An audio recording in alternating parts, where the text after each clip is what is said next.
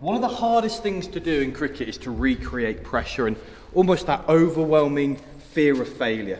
I think a great exercise or a great drill is to actually put yourself in a position where the odds are completely against you. So in this spin challenge, I'm really kind of putting myself to the test with a variety of matting and, you know, on the machine, getting the machine to be at a different pace, and it changes its angle slightly.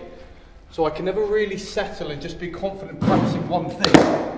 Realistically, it means that the failure or the potential level of failure will increase, especially if I just continue to do the same thing. But it does show that actually in this situation, I have to discover a length that I completely, fully commit into a block to hopefully stay in the game for longer. If I've got that, I should then be able to feel like I can either get all the way forward. If I can't get here, I've got to then be pushing all the way back. And again, I'm not expecting myself to be hitting everything perfectly, but I've got to be on my kind of toes to react to something like that. If I go into this thinking, oh, it's too hard, it's too difficult, I might as well not train. However, if I put myself under this much pressure and give myself this much of a challenge, in almost an overloading sensation, then hopefully in a game situation I will find and discover a way to be successful. It might be as simple as just changing my guard. So I'm just going to push myself across onto off stump to see if that opens up any different avenues for me. Okay, still difficult, ball's turning in. Again, I don't really know what pace, I don't know which way it's going to turn. What it's telling me is I have to commit.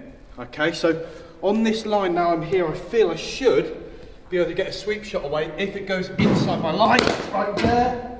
Not a perfect strike, not the best strike I want, but again I already naturally feel a little bit more confident that I can find a bit of success by doing that. So now for the next how many balls, I'm going to really practice committed, getting forward.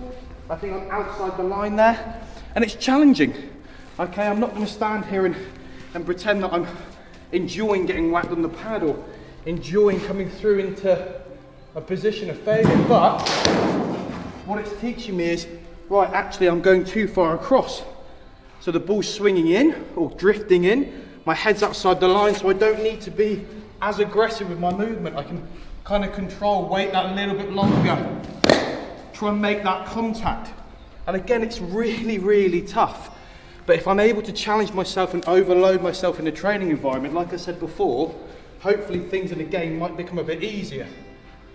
When I've got to a point where I feel actually the best form of defence is attack, I might be able to find and discover a different way. So a reverse sweep for me in this situation might help. So I'm going to take a slightly different stance to make sure I don't get caught up. And I'm going to really work hard now on getting my head into a position where I can contact the ball. So again, through the failures of my conventional sweep, I found a little pattern of success. But you know, I could even get into a deeper position to try and paddle sweep it.